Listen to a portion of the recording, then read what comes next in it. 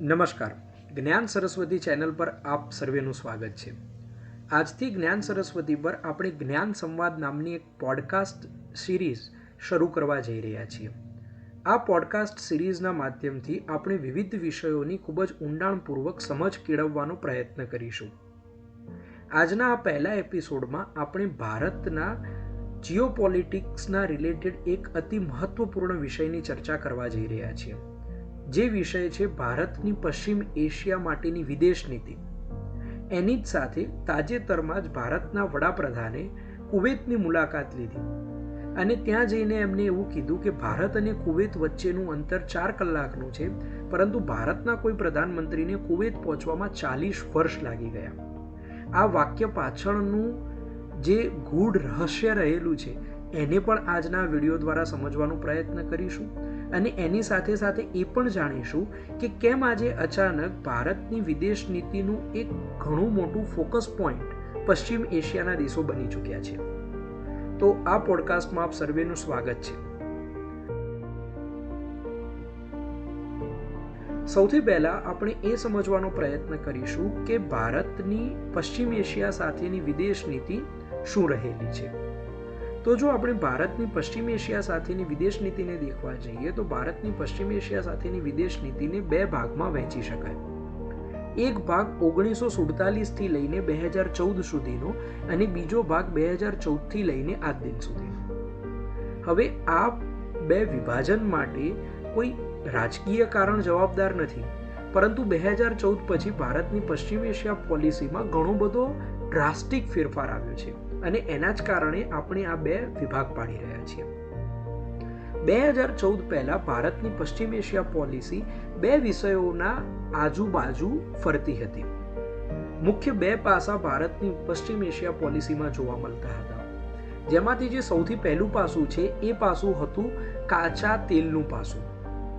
ભારતના માટે વિકાસ કરવા માટે અને વૃદ્ધિ કરવા માટે કાચું તેલ આવવું અને એ કાચા તેલનો વિવિધ ઉત્પાદન પદ્ધતિઓમાં પ્રયોગ કરવો ખૂબ જ અનિવાર્ય વસ્તુ હતી અને ભારતને કાચા તેલનો ઘણો મોટો જથ્થો પૂરો પાડવા માટે પશ્ચિમ એશિયાના દેશો મોખરાના સ્થાને આવતા હતા.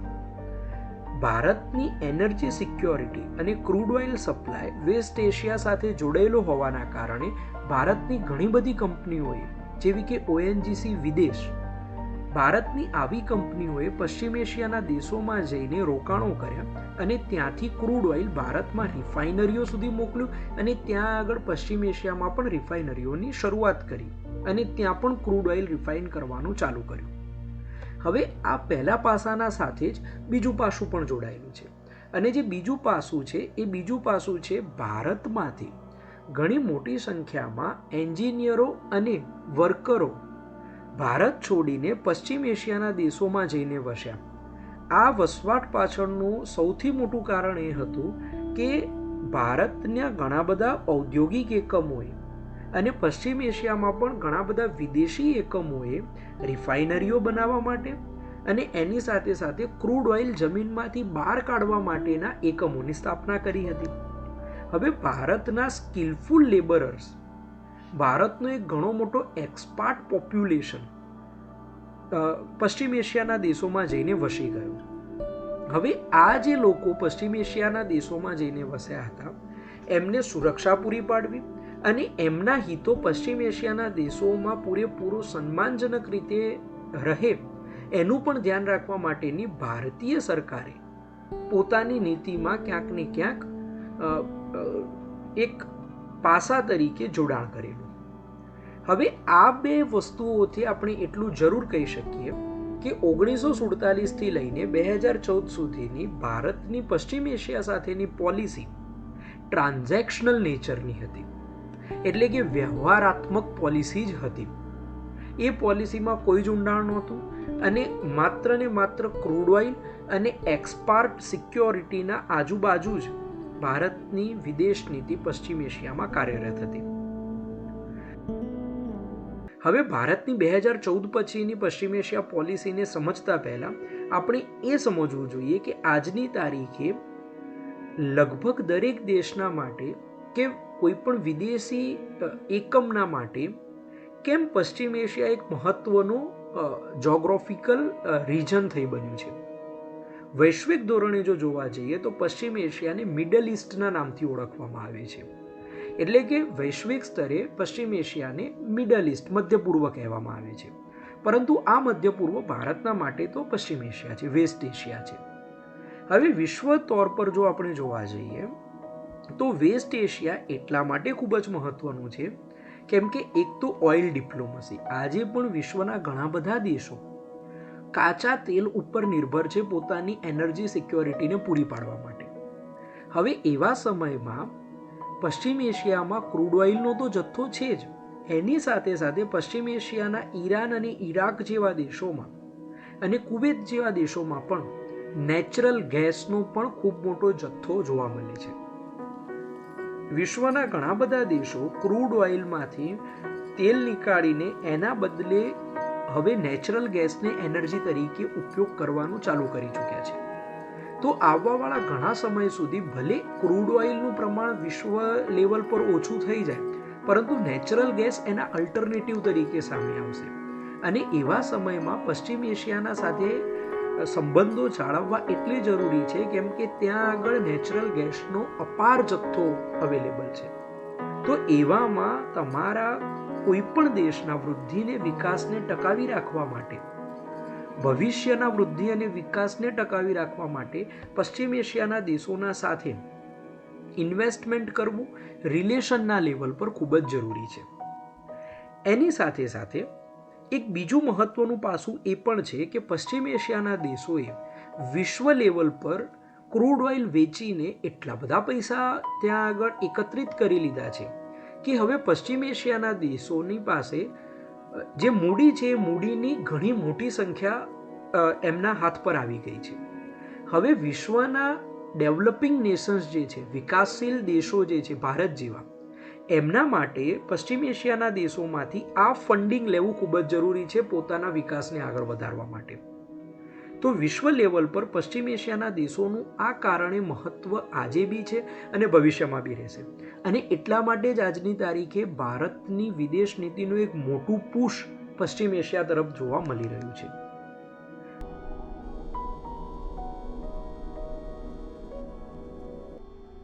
હવે 2014 પછી ભારતની પશ્ચિમ એશિયા પોલિસીમાં શું ફેરફાર આવે આપણે એને સમજીએ. ભારતની પશ્ચિમ એશિયા પોલિસીમાં જે પહેલા બે પાસા હતા, ક્રૂડ ઓઇલ અને એક્સપોર્ટ સિક્યોરિટી, આમાં 3 નવા પાસા જોડાયા 2014 પછી. જેમાં સૌથી પહેલું જે પાસું છે એ ઇકોનોમિક પ્રેગ્મેટિઝમનું છે. જેવી રીતે મેં તમને પહેલા પણ સમજાવ્યું કે પશ્ચિમ એશિયાના પાસે આજે અપાર માત્રામાં મૂડી છે. આ મૂડીને કેવી રીતે બીજા દેશોમાં ઇન્વેસ્ટ કરવી જોઈએ એના માટે પશ્ચિમ એશિયા ડાયવર્સિફિકેશનની તકો શોધી રહ્યું છે. અને એના માટે ભારત જેવા વિકાસશીલ દેશો એક પ્રાઇમ ડેસ્ટિનેશન બની રહે છે. તો એવામાં ભારતની આજની પશ્ચિમ એશિયા સાથેની પોલિસી આ ઇકોનોમિક પ્રેગ્મેટિઝમના આધાર પર બની રહી છે. ઇકોનોમિક પ્રેગ્મેટિઝમનો સરળ ભાષામાં મતલબ એવી રીતનો થાય કે આજે ભારતના વૃદ્ધિ અને વિકાસને ટકાવી રાખવા માટે આપણે પશ્ચિમ એશિયાના પાસેથી રોકાણો પણ લઈએ છીએ અને પશ્ચિમ એશિયાના સાથેથી આપણે એનર્જી લેવલ પર ક્રૂડ ઓઇલ, નેચરલ ગેસ અને એની સાથે સાથે બીજા પણ અન્ય સંસાધનો આપણે પ્રાપ્ત કરી રહ્યા છીએ. તો ક્રૂડ ઓઇલ અને એક્સપોર્ટ સિક્યોરિટીના સાથે એક પાસું ઇકોનોમિક પ્રેગ્મેટિઝમનું જોડાયું.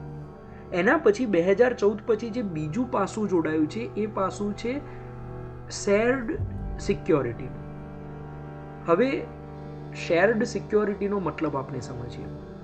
આજની તારીખે જો આપણે વૈશ્વિક વેપારના આંકડાઓ દેખીએ તો આપણને એક વસ્તુ સમજાશે કે ઘણો બધો વૈશ્વિક વેપાર દરિયાના માધ્યમેથી થતો હોય છે અને દરિયાના માધ્યમેથી વૈશ્વિક વેપાર કરવો ખૂબ જ કોસ્ટ ઇફેક્ટિવ વેપારનું એક માધ્યમ છે. એની સાથે સાથે દરિયામાં જ બ્રોડબેન્ડ કેબલના વાયરો પણ નાખેલા હોય છે જેથી કરીને વિશ્વના અલગ અલગ ભૂમિભાગોને ઇન્ટરનેટથી જોડી શકાય. તો દરિયાના માર્ગમાં કાર્ગો અને શિપમેન્ટના સાથે સાથે ઇન્ટરનેટના પણ કમ્યુનિકેશન લાઇન્સ જતા હોય છે જેને જીઓપોલિટિક્સની ભાષામાં સી લેન્સ ઓફ કમ્યુનિકેશન કહેવામાં આવે છે. હવે આ જે સી લેન્સ ઓફ કમ્યુનિકેશન છે, આ સી લેન્સ ઓફ કમ્યુનિકેશનની સિક્યોરિટી ખૂબ જ જરૂરી છે. તાજેતરમાં જ તમે એવા ઘણા બધા દાખલા દેખ્યા હશે, ખાસ કરીને પશ્ચિમ એશિયામાં જ જે વોલેટાઇલ સિચ્યુએશન સર્જાતી હોય છે, એના કારણે ક્યારેક કેટલાક કાર્ગો શિપમેન્ટ ઉપર ડ્રોન દ્વારા કે મિસાઇલ દ્વારા હુમલો કરવામાં આવતો હોય છે, અને એના કારણે જે ગ્લોબલ સપ્લાય ચેન છે એની ક્યાંક ને ક્યાંક ક્ષતિ પહોંચતી હોય છે. અને ગ્લોબલ સપ્લાય ચેનનો ઘણો મોટો ટ્રાફિક મધ્ય પૂર્વના દેશો કે વેસ્ટ એશિયાના દેશોના આજુબાજુથી પસાર થતો હોય છે. ત્યાં આગળ આજની તારીખે એક સૌથી મોટી સમસ્યાઓમાંની એક સમસ્યા જે ઉભરીને આવી રહી છે એ સમસ્યા પાયરસીની છે. પાયરસીથી સી લેન્સ ઓફ કમ્યુનિકેશનને બચાવી કે કેટલાક નોન સ્ટેટ એક્ટરોના દ્વારા કરવામાં આવતા હુમલાઓથી આ સી લેન્સ ઓફ કમ્યુનિકેશનને બચાવી એ ખૂબ જ જરૂરી પાસું છે. અને એના માટે આ શેર્ડ સિક્યોરિટીનું વિઝન પશ્ચિમ એશિયાના દેશો સાથે જોડાયેલું છે. અને ભારત આ જ શેર્ડ સિક્યોરિટીના વિઝન સાથે પશ્ચિમ એશિયાના દેશો સાથે આજે એન્ગેજમેન્ટ કરે છે. એની સાથે સાથે જે ત્રીજું નવું પાસું જોડાયું છે, ત્રીજું નવું પાસું છે ભારતના પશ્ચિમ એશિયાના દેશોને વધુ મહત્વ આપવા માટેના નરેટિવને જોડવો. ભારતના ઐતિહાસિક રીતે અને વૈશ્વના ઐતિહાસિક રીતે એક વસ્તુને સમજવી જોઈએ. મધ્ય પૂર્વના દેશો એટલે કે પશ્ચિમ એશિયાના દેશો વિશ્વના ઘણા બધા દેશોના વિકાસ માટેની આધારશિલા હતા, પરંતુ પશ્ચિમ એશિયાના દેશોને વિશ્વ લેવલ પર એટલું બધું મહત્વ નહોતું મળ્યું જેટલું એમને મળવું જોઈતું હતું. વિશ્વના ગ્રોથનું એન્જિન માટેનું ફ્યુલ કે જે એનર્જી છે એ મધ્ય પૂર્વમાંથી આવે છે, એ પશ્ચિમ એશિયામાંથી આવે છે. પરંતુ આજની તારીખે બી પશ્ચિમ એશિયાનું જે ક્ષેત્ર છે એ રહ્યું પરપેચ્યુઅલ સ્ટેટ ઓફ વોરમાં રહેતું હોય છે. એ પછી ઈરાન અને ઈરાક વચ્ચેની વોર હોય કે પછી એ ઇઝરાયલ કે હમાસ વચ્ચેની વોર હોય કે એ પછી આઈએસના ફોર્મની અંદર રિલિજિયસ એક્સ્ટ્રીમિઝમ હોય. આ બધા જ પાસાઓમાં મધ્ય પૂર્વ એટલે કે પશ્ચિમ એશિયાને વૈશ્વિક લેવલ પર જે મહત્વ પ્રાપ્ત થવું જોઈતું હતું એ મહત્વ પ્રાપ્ત આજની તારીખ સુધી નથી થયું. અને એ જ નરેટિવને બદલવા માટે ભારત લગભગ છેલ્લા એક દાયકાથી પ્રયત્ન કરી રહ્યું છે. એટલે ભારતની વેસ્ટ એશિયા પોલિસીમાં જે ત્રીજું પાસું જોડાયું છે, એ ત્રીજું પાસું એ છે કે કેવી રીતે વિશ્વના નિર્ણાયક એરિયામાં પશ્ચિમ એશિયા એક મહત્વનો ભાગ ભજવી શકે. હવે તમે મને એમ કહેશો કે આ ત્રણ પાસા જે મેં તમને કહ્યા એ ત્રણ પાસાને કેવી રીતે આપણે સ્ટેટિસ્ટિકલી પ્રૂવ કરી શકીએ? તો એના માટે હું તમારી સાથે બે આંકડા શેર કરવા માંગુ છું. 2014થી લઈને 2024 સુધીમાં ભારતના પ્રધાનમંત્રી દ્વારા વેસ્ટ એશિયાના દેશોમાં 20થી પણ વધારે મુલાકાતો કરવામાં આવી છે. મિત્રો, 10 વર્ષના નાના સમયગાળામાં કોઈ વડાપ્રધાન દ્વારા કોઈ એક ક્ષેત્રની અંદર ટોપ લેવલ ડિપ્લોમેટિક એરિનામાં આટલી બધી મુલાકાતો કરવી એ અનપ્રેસિડેન્ટેડ છે. અને એ પણ ખાસ કરીને પશ્ચિમ એશિયામાં. વિશ્વ કક્ષાએ પશ્ચિમ એશિયામાં અન્ય કોઈ પ્રધાનમંત્રીની આટલી બધી મુલાકાતો જોવા નથી મળતી. હવે તમે એક સંશય તમારા મનમાં એવો ઊભો કરી શકો કે આ મુલાકાતોથી આપણને શું મળ્યું, ભારતને શું મળ્યું? ઘણું બધું પ્રાપ્ત થયું છે, આપણે એમાં નથી જવું. હું તમારી આગળ બીજો આંકડો શેર કરવા માંગુ છું. એ બીજો આંકડો એ છે કે યુએઈ એટલે કે યુનાઇટેડ એરબ એમિરાત અને સાઉદી અરેબિયા, આ બંને દેશોએ છેલ્લા 10 વર્ષમાં ભારતમાં $175 બિલિયન, હા મિત્રો, $175 બિલિયન ઇન્વેસ્ટમેન્ટ કરવા માટેનું પ્લેજ કર્યું છે.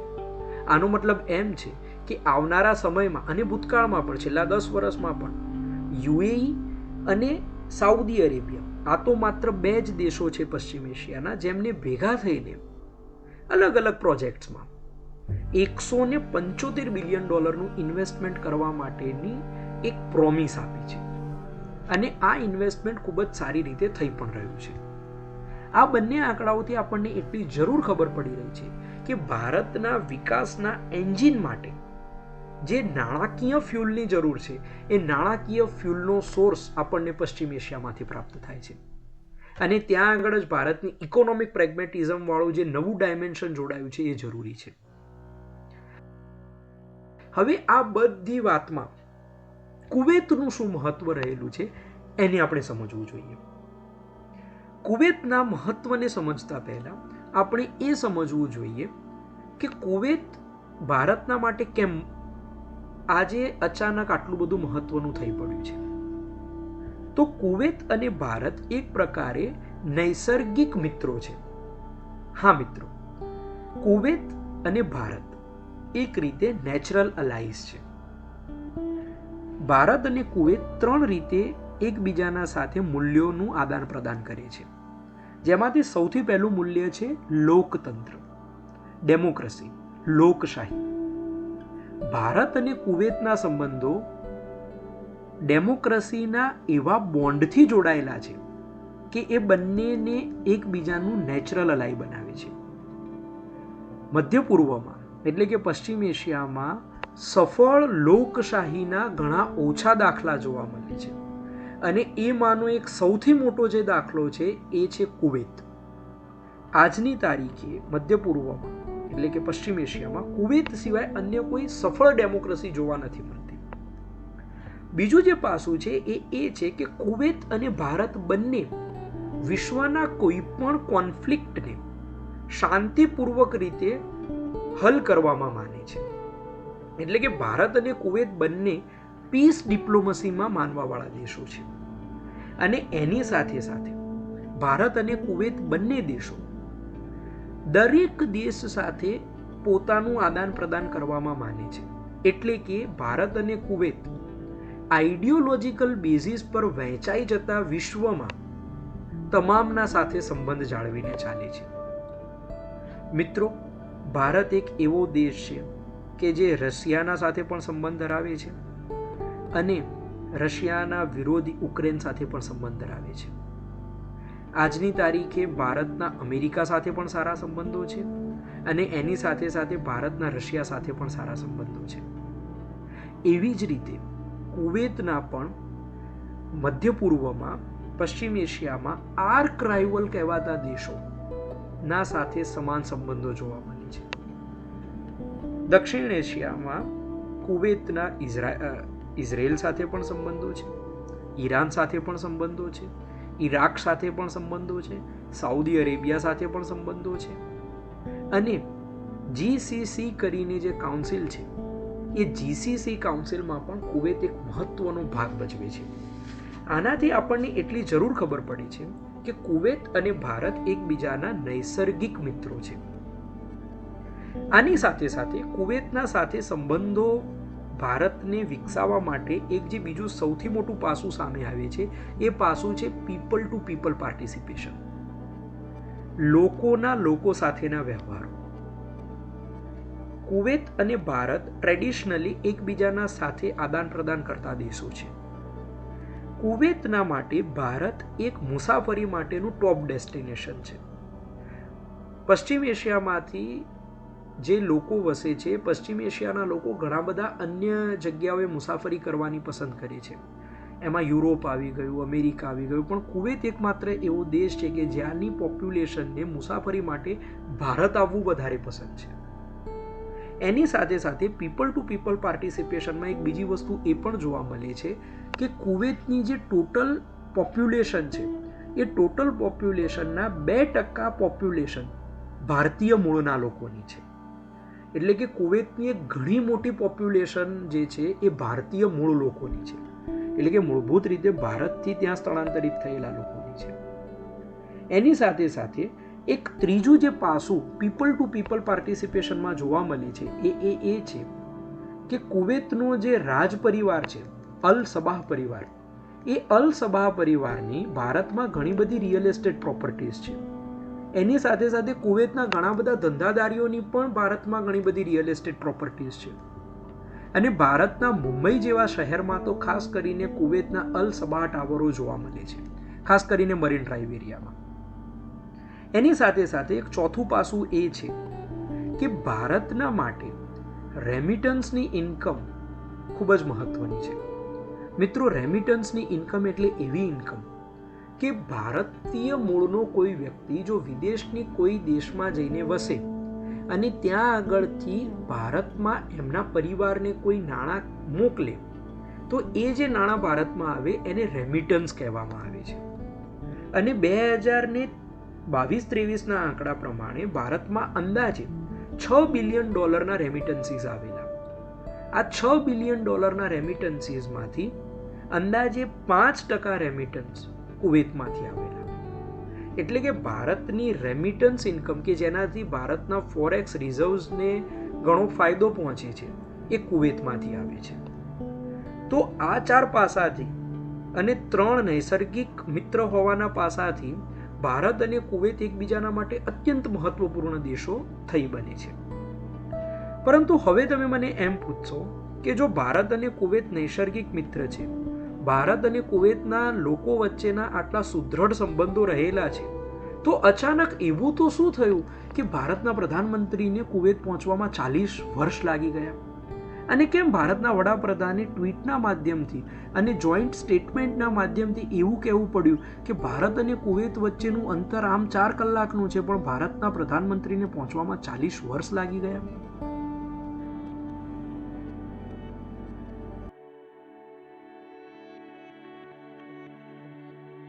આ રહસ્યને સમજવા માટે, આ વાક્યને સમજવા માટે આપણે ઇતિહાસના થોડાક એવા એરિયાઝમાં જવું પડશે કે જે ભારત માટે થોડા અનકમ્ફર્ટેબલ છે. સમય હતો 2000ના પહેલાનો. સમય હતો 1990. 1990ના સમયમાં ઈરાનમાં સદ્દામ હુસૈન નામના એક સરમુખત્યાર શાહીની સત્તા આવી ગઈ. હવે જ્યારે ઈરાનમાં સરમુખત્યાર શાહી સદ્દામ હુસૈનની સરકાર બની તો સદ્દામ હુસૈને 1990ના આજુબાજુ પોતાના બોર્ડરિંગ નેશન કુવૈતમાં, એટલે કે કુવૈતની એક બોર્ડર ઈરાન સાથે આવેલી છે, તો ઈરાનના શાસક સદ્દામ હુસૈને કુવૈતના ઉપર ચડાઈ કરી દીધી અને કુવૈતના ઉપર ઇન્વેઝન કરીને એને દબાવવાનો પ્રયત્ન કર્યો. હવે આ સમયમાં જ્યારે સદ્દામ હુસૈને કુવૈતના ઉપર ચડાઈ કરી તો એવામાં ભારતના સાઈડથી કોઈ સ્ટેન્ડ ના લેવામાં આવ્યું. કુવૈત કોઈ ભારતના માટે અણગમાવાળો દેશ નહોતો, ભારતને કુવૈતથી કોઈ પ્રોબ્લેમ નહોતો. પરંતુ વિશ્વ લેવલે જો જોવા જઈએ અને ઐતિહાસિક રીતે જોવા જઈએ તો આવા ઝઘડાઓમાં ભારત જનરલી કોઈ સ્ટેન્ડ નથી લેતું હતું. ભારતે પોતાની ડિપ્લોમસી જ વાપરી અને એ ડિપ્લોમસીનું પરિણામ સ્વરૂપ એવું આવ્યું કે કુવૈતના જે પોલિટિકલ ક્લાસ હતો એ પોલિટિકલ ક્લાસ થોડો ભારતથી નારાજ થઈ ગયો કે જ્યારે ભારત અને કુવૈત નૈસર્ગિક મિત્ર છે, ભારત અને કુવૈતના વચ્ચે લોકો સુધીના સંબંધો રહેલા છે, તો એવામાં ભારતે કેમ કુવૈતનું કોઈ સ્થાન ના લીધું? કેમ ભારતે કુવૈતના માટે કોઈ પોઝિશન ના લીધી? તો એના કારણે ટોપ પોલિટિકલ લેવલ પર ભારત અને કુવૈતના જે સંબંધો હતા એ એક ડીપ ફ્રીઝમાં, એક ઠંડા ગાળામાં જતા રહ્યા.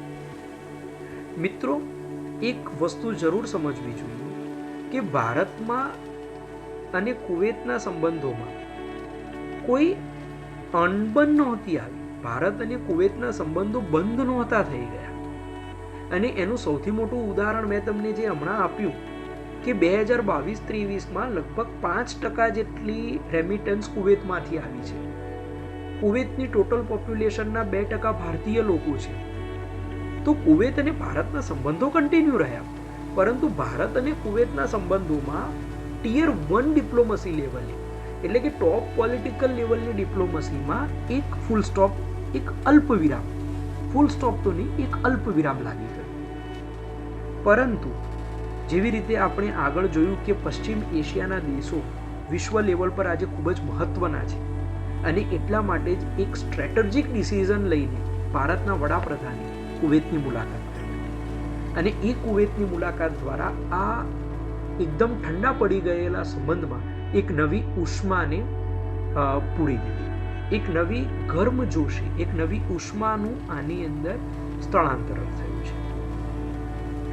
હવે એ સમજવું જોઈએ આપણે, અને તમારા મનમાં એ પણ પ્રશ્ન આવશે કે આ બધાના અંતમાં ભારત અને કુવૈત એકબીજાની મદદ કેવી રીતે કરી શકશે.